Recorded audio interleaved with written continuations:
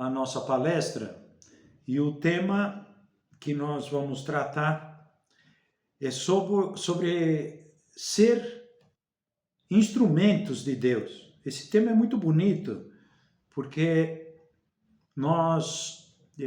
eu só estou acertando aqui a câmera porque eu estou correndo o celular lá e está dando uma interferênciazinha de uma pestaninha da minha câmera aqui.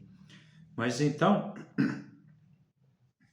esse tema de ser instrumentos de Deus nos remete por uma questão que também em filosofia a gente fala dos diversos tipos de causa e falamos da causa instrumental, que tem a causa principal, é Deus. Mas Deus respeita a nossa liberdade, atua, com certeza, dentro dessa ordem da magnitude que Deus nos mantém na existência. Deus nos dá o ser. Deus até permite impulsiona, quer. Nós não seríamos capazes de dizer um Pai Nosso, uma Ave Maria, se não fosse por ajuda de Deus e do Espírito Santo. Mas sempre respeitando a nossa liberdade. Então nós vamos falar desse tema que é ser instrumentos de Deus não significa sermos comandados, como se tivéssemos fios de uma marionete que simplesmente fazem algo pré-determinado. Deus conta desde toda a eternidade, porque em Deus não há tempo, com a nossa liberdade. E São José Maria é muito bacana quando diz naquele ponto de caminho que somos como aqueles silhares em que o divino autor, o divino mestre, vai lapidando essa pedra, esse silhar, e vai conformando, vai dando a verdadeira medida e vai configurando esses pobres silhares que somos nós com a figura de Cristo. E Deus faz esse trabalho com a sua vontade, com a ajuda da graça, respeitando a nossa liberdade. Porém, se nós nos resistimos, se nós nos afastamos da graça de Deus, se nós deixamos penetrar o pecado dentro da nossa alma, se nós não respeitamos a grandeza, a magnitude de uma só graça, a graça divina, uma só graça de Deus, dentro da alma, vale muito mais do que todo o universo criado. Essa é tal grandeza da graça divina. Deus cria a graça, nos comunica a graça, permite participar profundamente da vida divina, nos tornando filhos. Então adquirimos uma dignidade que até os anjos ficam perplexos diante dessa dignidade tão alta, tão grande, tão elevada, conquistada por Cristo, que nos resgata e nos insere dentro da intimidade da Trindade. E nós somos esses pobres instrumentos, agraciados, tirados da maior miséria, tirados da maior baixeza, e somos elevados a essa grandeza por causa da ação divina, por causa da paixão, morte de nosso Senhor Jesus Cristo, que nos resgata para Deus. E nós vemos ao longo da história da redenção, ou da história salvífica, contando já desde o Antigo Testamento, quando Deus vai como que preparando esse caminho da vinda do seu Filho que vai se encarnar, e chama a cada um desses protagonistas que nós encontramos, desde lá os antigos profetas, até esse máximo expoente que está o Moisés, o Elias. Então nós vemos que Deus chama, comunica uma vocação, vocare, chama para algo. A cada um de nós, Deus nos deu um nome, um chamado, um para quê, uma finalidade, porque Deus é criador, é suma sabedoria, não faz nada à toa, não faz por um repente, por uma coisa, deu na veneta e faz algo. Toda criatura divina, toda a criação é pertence a uma ordem elevadíssima e cada um de nós, como é uma alma espiritual, destinada à eternidade, chamada à santidade, Deus comunica uma missão. E aí podemos falar dos apóstolos que são enviados e são chamados, quando escolhe os 12, pensou neles desde toda a eternidade, em Pedro, André, Filipe, e assim, João, Mateus lá no seu, no seu telônio, né? Na sua banca de cobrança de impostos. E Deus sim conhece a nossa intimidade, nos conhece do avesso, nos conhece de ponta a ponta e sabe, com um saber que é infinitamente grande, e comunica essas missões, e no caso dos apóstolos, os escolheu desde a constituição do mundo para que fossem e dessem fruto. E assim ocorre conosco, somos todos escolhidos por Deus e temos uma missão. Não lhes diz exatamente para os apóstolos quais são as tarefas específicas que vão fazer. A Pedro não diz aquilo. Antes tu te cingias e ias por onde querias. Mas mais para frente, outro te cingirá e irás por onde não queres. E o evangelista diz, isso falava porque sabia da morte que iria ter. Então, a onisciência de Deus não causa aquelas ações, simplesmente conta com a instrumentalidade, os instrumentos livres, que são os homens. Deus conhecedor, infinitamente conhecedor, e respeita a liberdade. Claro, eu estou falando aqui, pode parecer uma lógica, que há uma certa lógica, mas isso aqui é um mistério. Nós estamos tratando do mistério da nossa liberdade, do respeito à nossa liberdade e da presciência desse omniconhecimento que tem Deus de todas as realidades e das ações livres humanas. Deus conhece todas elas, todas as ações. E todos nós somos destinados por uma missão. E com certeza, e aqui podemos pensar um pouquinho agora, já formulando uma pergunta para cada um de nós. Mas afinal de contas, nós nos perguntamos na nossa oração, no nosso exame, o que será que Deus está esperando de mim? Não é verdade que Ele me quer santo? Há uma vontade expressa de Deus, uma vontade claríssima que é viver segundo a nossa natureza, a busca da perfeição, viver os mandamentos da lei de Deus. Isso é vontade expressa divina. Os 10 mandamentos, que se resume a amar a Deus sobre todas as coisas e ao próximo como a nós mesmos.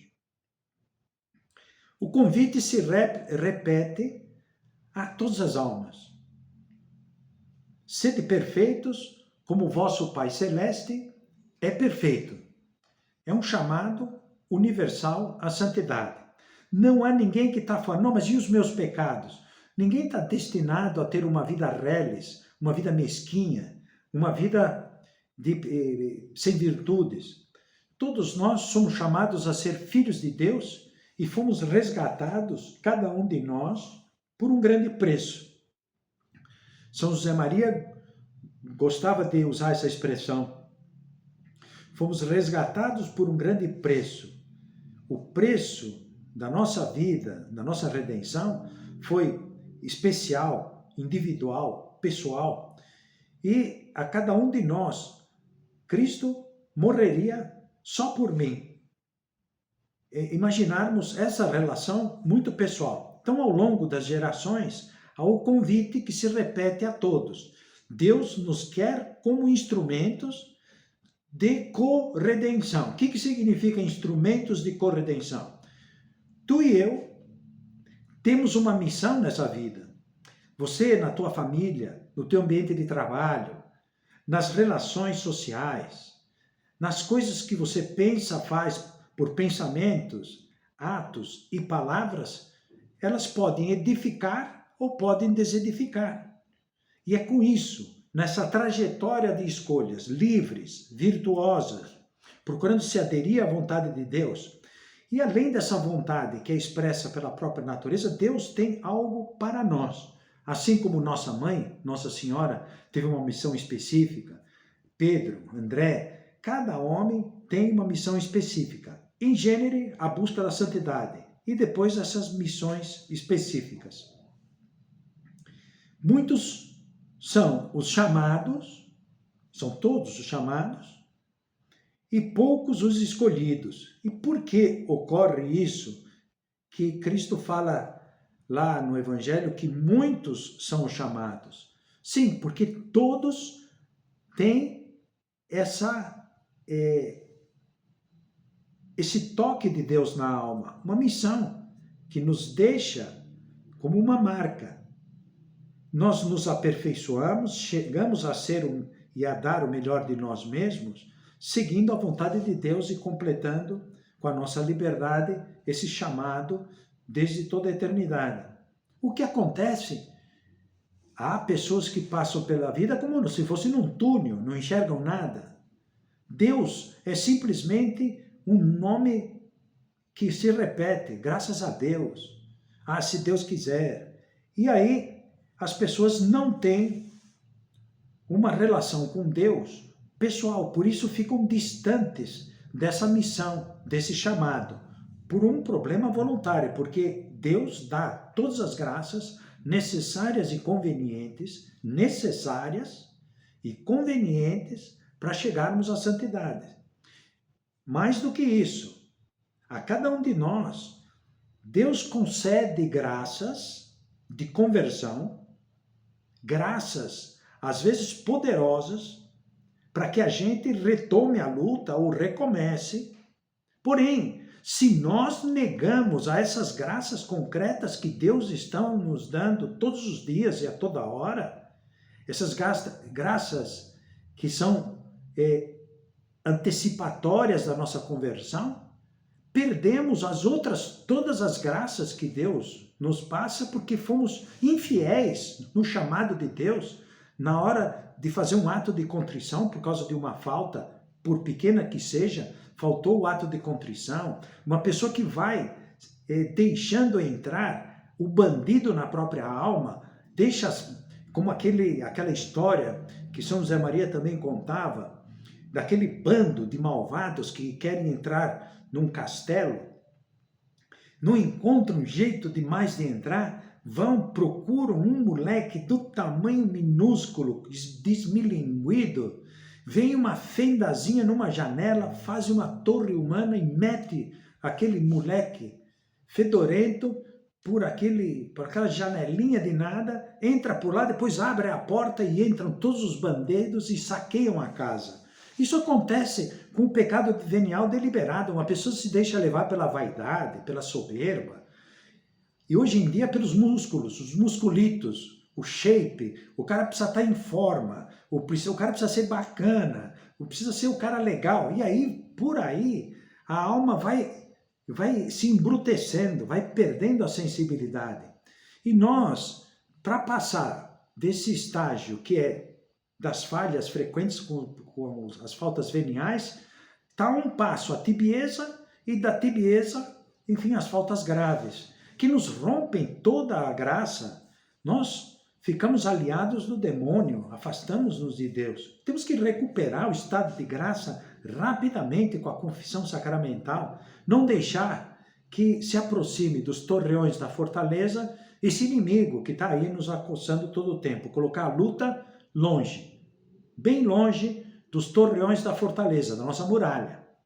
E aí começa como? Respondendo a esse chamado de Deus, sendo bons instrumentos, ser bons instrumentos, correspondendo. Por que essa preguiça? Por que essa vaidade? Por que esse ponto de inveja? Por que essa falta de desprendimento, a pessoa apegada? Não é verdade que a pessoa, quando está apegada às coisas e começa a achar que precisa mais, precisa trocar, precisa trazer, vai ficando aflito, perde a paz. Quantas pessoas estão sem paz porque não sabem se desprender das coisas da terra? Não é que vamos desprezar o nosso trabalho, os nossos instrumentos de trabalho? Temos que cuidar deles como um bom administrador. Não temos nada de nosso, é melhor pensar assim o tempo todo. Como Jó. Deus deu, Deus tirou. Pensarmos assim, pois nós estamos aqui para administrar essas coisas. Então, muitos são chamados, mas como podemos deixar de tratar a Deus como um ser pessoal e com intimidade, vamos nos afastando de Deus e aí desaparece esse sentido de ser instrumentos chamados por Deus para exercer essa tarefa que estamos chamados desde toda a eternidade. Aqueles que sabem que Deus tem um plano, mas funciona aquele ponto de caminho que, com muita agudeza, São José Maria nos chama a atenção, daquele sussurro que aparece no nosso ouvido. Por que vai se entregar nisso? Para quê? E para que complicar a vida? E às vezes acontece isso. Parece que vai complicar a vida. Como se Deus é uma pessoa, uma visita incômoda para a nossa alma. Uma visita incômoda, porque quer as coisas arrumadas, porque quer a nossa vida dentro das virtudes, e nós podemos nos afastar de Deus. E há aqueles que acham que Deus é uma outra coisa. É como aquele gênio, aquele que estava preso dentro da garrafa, ou dentro de uma... E se abre, então aparece um gênio e aí se pode pedir tudo para ele, porque foi libertado. Então nós queremos que Deus faça as nossas vontades. É um Deus, faça-se a minha vontade, não a tua. Então vamos pensar, são 3 possíveis confusões, erros profundos. Não está nem aí, não ligar para essa missão. Olha, nós temos essa missão, é uma missão divina, e é o talento recebido da mão de Deus. Podemos enterrar o talento, e isso precisamos ter em conta. Não é colocar a cabeça, como a avestruz coloca em terra, e esconde a cabeça para não ver o perigo. Essa não é a solução. O segundo caso, por que complicar a vida? Então a pessoa foge das possíveis complicações, isto é, das exigências de uma vida de santidade, que no fundo é o que confere a verdadeira felicidade, porque o nosso coração anda inquieto, mas absolutamente inquieto, como diz Santo Agostinho, se não descansar em Deus. Caímos na infelicidade. E a terceira é o achar que Deus tem que estar a nosso serviço. 3 confusões. Onde temos que estar? Deus conta conosco. Deus quer que sejamos. São José Maria utilizava a expressão temos que ser os braços e as mãos de Deus. Deus que quer ajudar, que quer fazer tantas coisas, quer contar conosco, quer contar com a nossa liberdade, quer contar com os nossos braços, com as nossas mãos. Então, por isso, há um modo do agir divino que se repete com muita constância. Deus quer fazer as suas obras através de nós. Até o próprio Cristo diz aos apóstolos e aos seus discípulos: e fareis obras muito maiores do que estas que eu fiz. Quer contar com a nossa ação instrumental. É característica de Deus, toda vez que se manifesta aos homens, cada vez mais pede a cooperação de cada um para que ajude a realizar a tarefa da redenção. Imagina, por exemplo, naqueles últimos momentos da paixão do Senhor, quando Pedro tira a espada e quer defender a Cristo e corta a orelha daquele soldado, ou quis decepá-lo, não conseguiu acertar no lugar certo. E o próprio texto diz que, o próprio Cristo diz que poderia mandar uma legião de anjos para destruir todo aquele povo, mas diz para ele, não viemos para isso. E diz, guarde essa espada. Quer dizer, ele quer contar, quer dizer, toda vez que está se manifestando aos homens, parece que esconde o seu poder. Quer contar isso com uma humildade profunda e com a cooperação dos homens para realizar a sua redenção. Imagina aqueles um pão e 2 peixes, que dali ele alimenta tanta gente. Quer contar com o trabalho humano, com aquele pequeno esforço, com aquela correspondência. Vamos sendo assim um pouco mais claros. Uma pessoa quer buscar a santidade, mas se não está vencendo o seu minuto heróico de acordar de manhã no horário, que raio de santidade vai ter? Impossível. Quer dizer, um ato de amor, por pequeno que seja, pode se tornar grande se o fazemos com mais amor. Não é verdade que aquela mulher que tinha muitíssimos pecados e chorava por eles e limpava o pé de Cristo, chorava e tinha contrição, tendo tanto amor, lhe foram perdoados muitíssimos mais pecados. Isso deve ocorrer conosco, porque Deus dá a sua graça.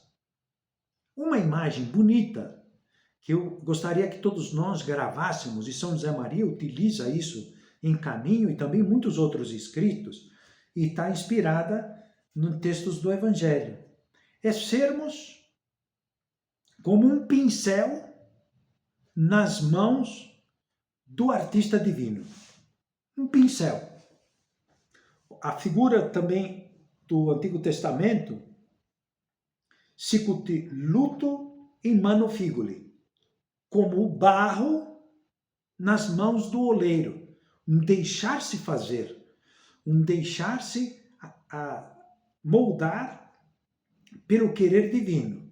Mas voltando à imagem do pincel, e de ser um pincel como instrumento dócil às mãos do artista divino. Ponto de caminho. É o 484. O Caminho, que é o livro de reflexões de São José Maria, o primeiro livro que foi editado dele. Diz assim, porta-te como um instrumento de ouro ou de aço, de platina ou de ferro, grande ou pequeno, delicado ou tosco, todos são úteis.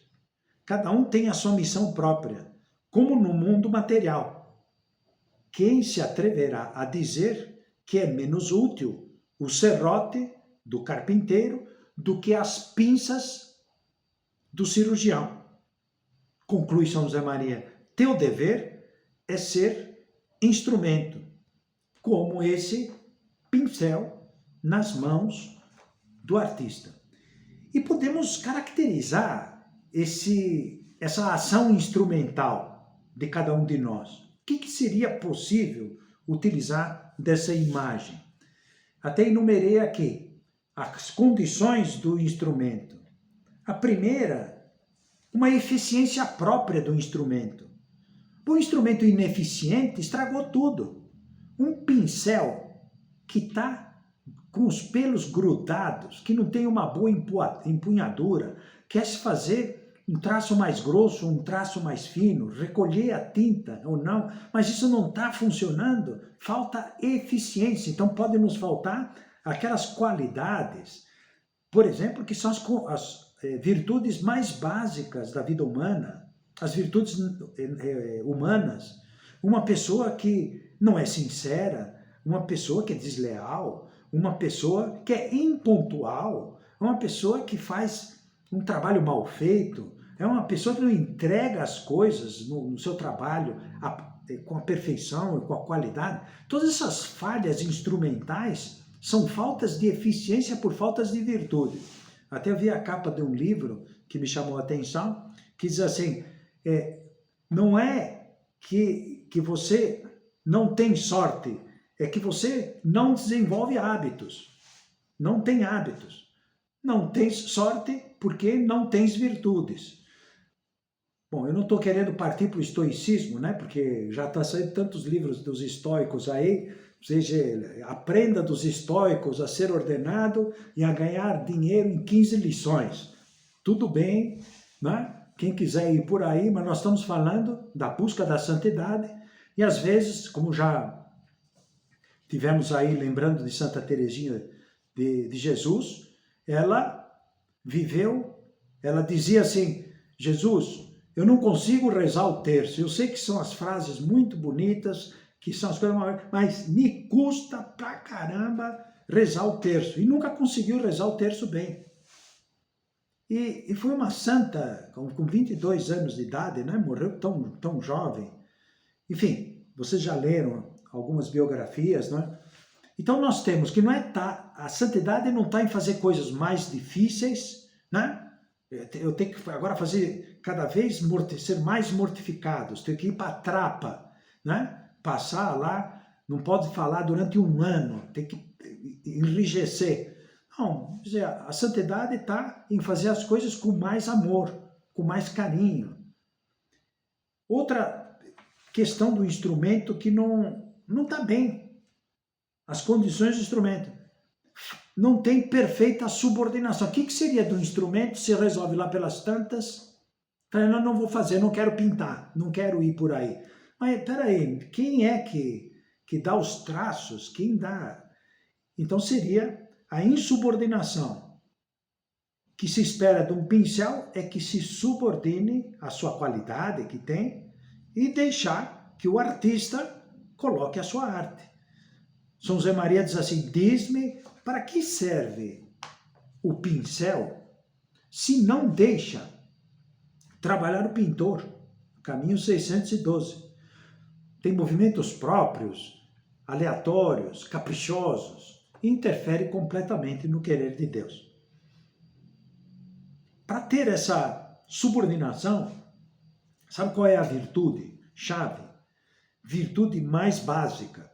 Sem ela, nenhuma outra será virtude. Nós pensarmos na humildade de Nossa Senhora. Deus dá a sua graça àqueles que são humildes. Temos que ser humildes, e aí está a ação instrumental. Humildade. E o outro ponto que ajuda a viver essa perfeita subordinação é realmente a obediência. Ser obediente. Obedecer, diz o livro Caminho também, como nas mãos do artista obedece um instrumento. Bom, então de mil maneiras o Espírito Santo está nos comunicando graças, de manhã até à noite. Sussurra no nosso ouvido, respeita a nossa liberdade. Não é? Já é hora de nós correspondermos mais a Deus, com mais energia. E a união. Como é que nós vamos verificar se há essas características do bom instrumento? União. Não basta ter, vamos dizer, qualidades técnicas, é preciso pôr o coração nas coisas que fazemos. Então, unidade. O que seria de um galho se perde a sua união com o tronco? Já a seiva não passa por ali, seca e morre. Muito bem, isso já acho que já está claro, não? O Jesus Cristo fala aos apóstolos, quando eles estavam batendo boca, ele estava todo determinado, ir para Jerusalém, já próximo da paixão. Os apóstolos ficaram um pouquinho mais para trás, ficaram discutindo pelo caminho quem seria o maior. É só vocês pegarem o texto, o bate-boca aconteceu porque a mãe de João e Tiago foi pedir a Jesus que quem ficaria à sua direita, à sua esquerda. Aí os dois disseram que tomariam o cálice. Aquilo já virou um ponto de inveja. Como Cristo foi andando na frente com determinação para o que tinha que fazer, ficou aquele barulho atrás. Claro, Cristo está de olho, está vendo o que está acontecendo. Aí pergunta, o que aconteceu aí pelo caminho? Eles ficaram mudos, olhando para o chão, porque ficaram discutindo quem seria o maior. Vaidade, inveja, soberba. Imagina, as portas da semana da paixão. É terrível, né? Os apóstolos ainda tinham uma carga de visão humana enorme. Por isso nós temos que pensar assim, vamos procurar ter essa visão. Não, outro dia estava dando uma palestra, um círculo, e falava um pouco com a comparação com as várias, enfim, os vários tipos de geometria euclidiana, né? X, Y e Z, tem 3 dimensões. Mas às vezes a pessoa não tem a dimensão vertical de altura. É uma lógica plana, uma lógica XY, uma lógica do plano. Você não transcende ao eterno, ao divino, às virtudes sobrenaturais. Nós temos que ultrapassar esses limites com a ajuda da graça, com a ajuda da conversão, com a ajuda dos sacramentos. Não vou repisar mais esse tema, parece que é claro que sem a graça de Deus, que diz, sem mim nada podeis fazer, diz. Não fosse o recadinho de Cristo, depois daquela confusão dos apóstolos, não fostes vós que me escolhestes, fui eu que vos escolhi antes da constituição do mundo, para que vades e deis fruto e o vosso fruto permaneça. E conclui, sem mim nada podeis fazer. O que vocês estão discutindo? Bobagem, né? E nós temos que olhar, a ação instrumental é deixar-se moldar pelo Espírito Santo, pela ação de Deus na nossa alma, em coisas pequenas. E ver se nós fazemos um tempo de oração, nosso plano de vida espiritual. Cada um de vocês, começo por mim mesmo, né?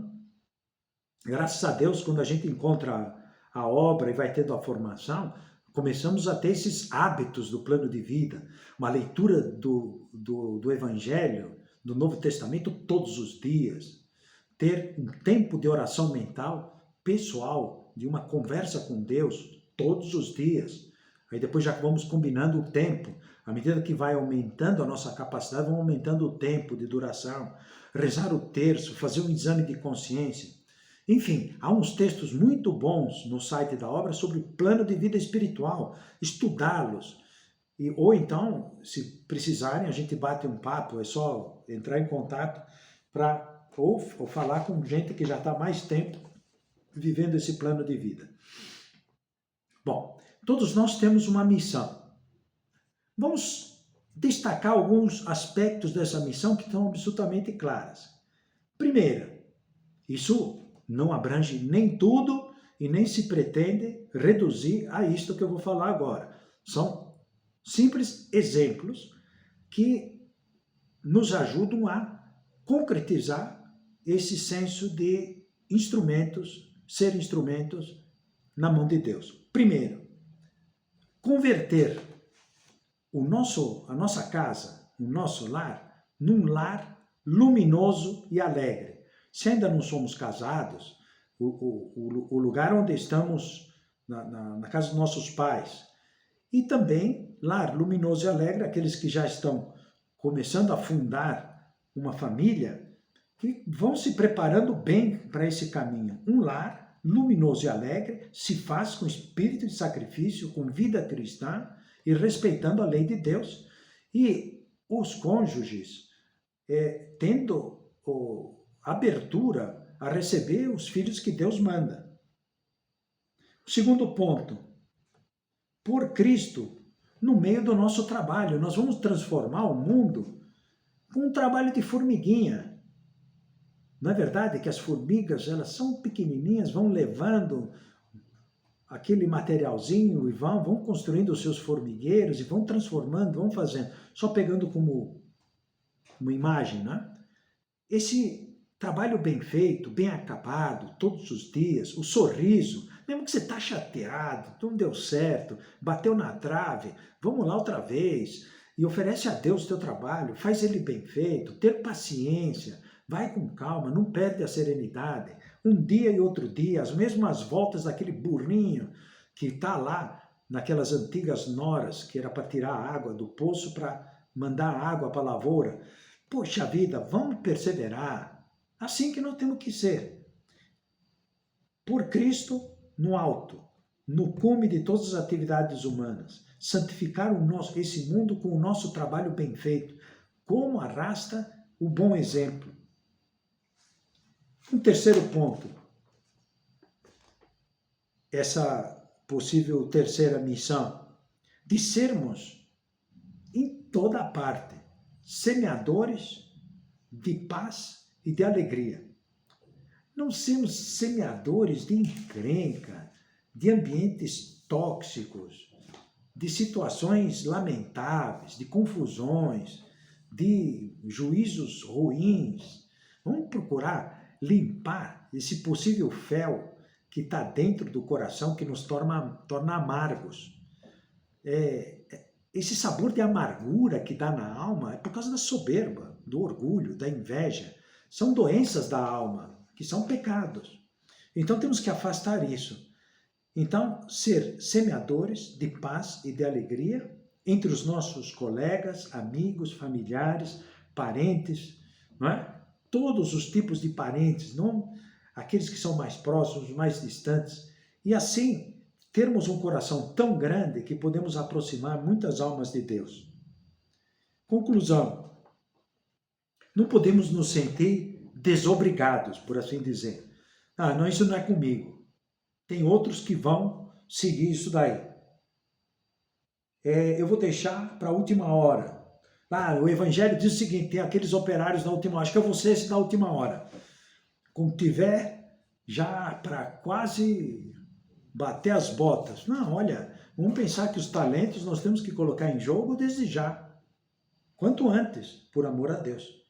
Quanto a Santa Teresa, que ela tinha uns momentos de confidência com Jesus muito direta, era de um caráter forte, né? Teresa de Jesus, não a Teresinha, queixando-se com essa intimidade com Deus, com Cristo, que ele não quisera pôr remédio à difícil situação do ambiente da sociedade.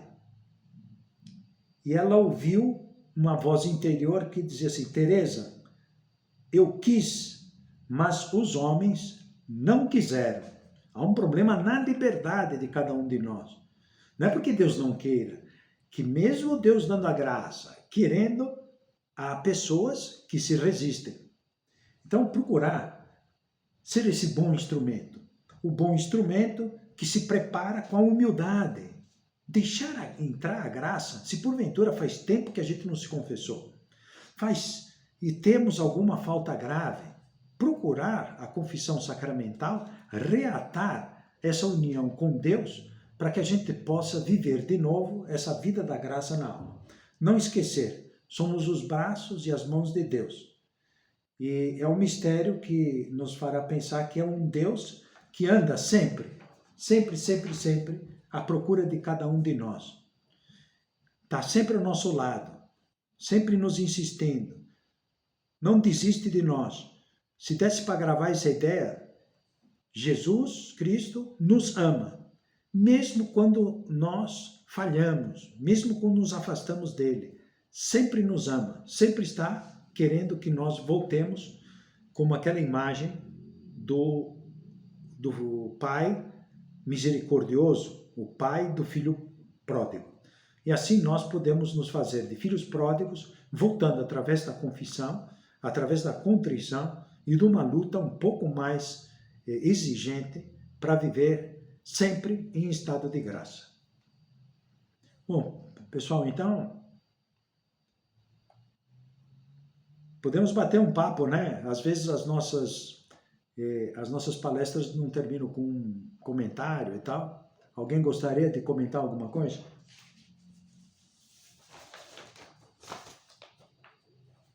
Sobre o plano de vida, por exemplo, é importante, né? Essa coisa assim de ir praticando o plano de vida espiritual.